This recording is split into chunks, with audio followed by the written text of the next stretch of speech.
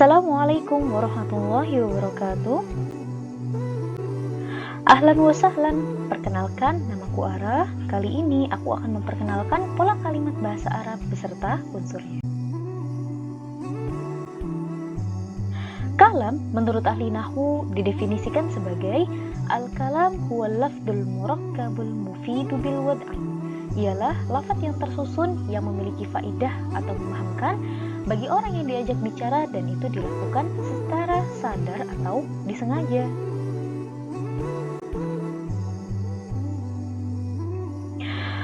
Gimana sih maksudnya? Oke, jadi gini. Setiap kalam Arab pasti mengandung al-lafdu, al-murakkab, al-mufidu, bil wad'i. Jadi ada 4 unsur ya.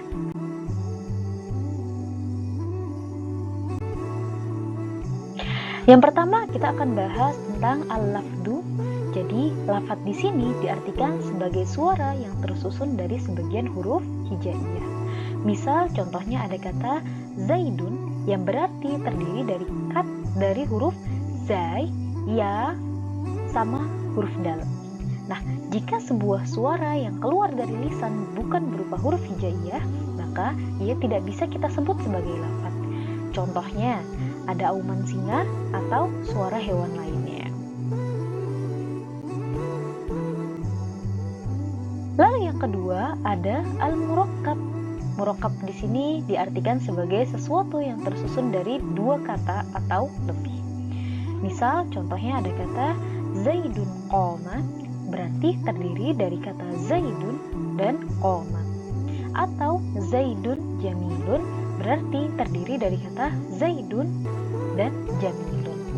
Namun jika kita hanya menyebutkan kata jamilun saja atau misal koma saja, nah maka ini tidak bisa kita kategorikan sebagai kalam. Yang ketiga di sini ada al-mufid. Mufid berarti bisa memberi faidah atau pemahaman kepada si pendengar. Contohnya ketika seseorang berbicara zaidun jamilun, dengan otomatis kita akan langsung paham apa yang disampaikan oleh pembicara kalau Zaid itu ganteng. Lalu yang keempat di sini ada bil wad'i. Bil wad'i di sini diartikan sebagai sesuatu yang disengaja. Jadi seseorang mengatakan sesuatu itu secara sadar.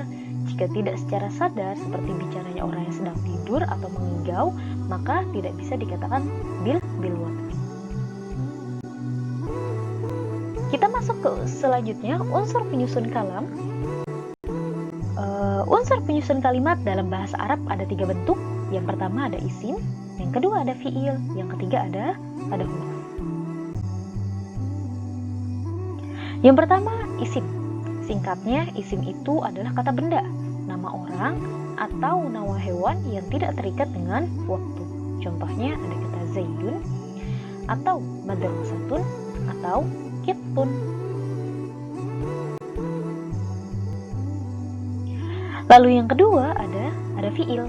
Fiil dalam bahasa berarti kata kerja. Nah, berbeda dengan isim yang tidak terikat dengan waktu tadi, fiil ini masing-masing memiliki bentuk kata kerja lampau, sekarang juga kata kerja perintah. Misal contohnya ada kata qoro'a yang berarti dia termasuk fiil yang udah lampau atau kita sebut namanya fiil madhi. Atau juga di sini ada kata yaqra'u, kita sebut sebagai fiil mudhari atau kata kerja sekarang. Iqra, ini kata kerja perintah atau biasa kita sebut dengan fiil amr. Lalu yang ketiga ada huruf. Huruf ini maksudnya huruf hijaiyah ya. Huruf ini hanya terdiri dari 1 atau 2 huruf dan ia memiliki arti, dengan syarat harus bersambung dengan isim atau fiil setelahnya. Misal contoh ada huruf kaf, artinya seperti. Kita sambungkan dengan isim setelahnya berarti kal qamari, seperti rembulan.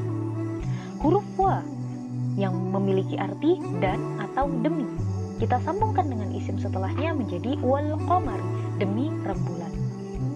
Min yang memiliki arti dari, minal masjidi, dari masjid. Fi yang memiliki arti di dalam berarti fil masjidi, di dalam masjid. Nah, jadi gimana kawan-kawan?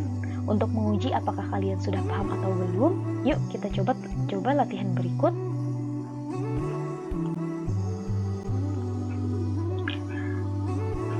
Latihan yang pertama, apakah di bawah ini termasuk kalam?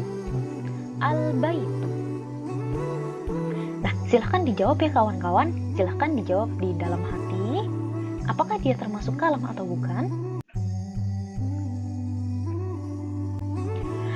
Lalu yang kedua, manakah di bawah ini yang termasuk kalam? Al-kursiyu dhahikun.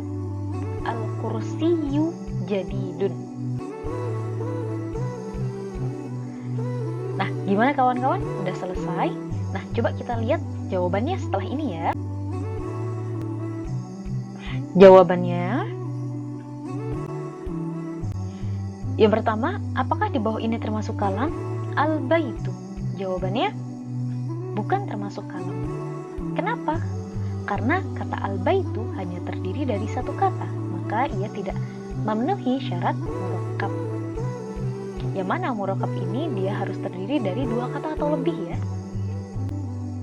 Yang kedua, manakah di bawah ini yang termasuk kalam? Al-kursiyu dhahikun. Apakah termasuk kalam? Jawabannya tidak. Lalu al-kursiyu jadidun.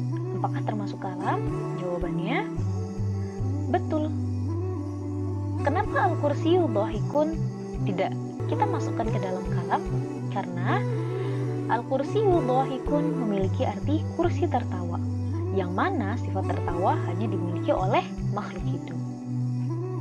Nah, makanya ia tidak termasuk kalam karena tidak memenuhi syarat mufid. Nah, bagaimana kawan-kawan? Apakah sudah paham bagaimana bentuk sebuah kalam? Jika ada masukan yang membangun, silahkan tinggalkan di kolom komentar ya. Sampai jumpa di video selanjutnya. Wassalamualaikum warahmatullahi wabarakatuh.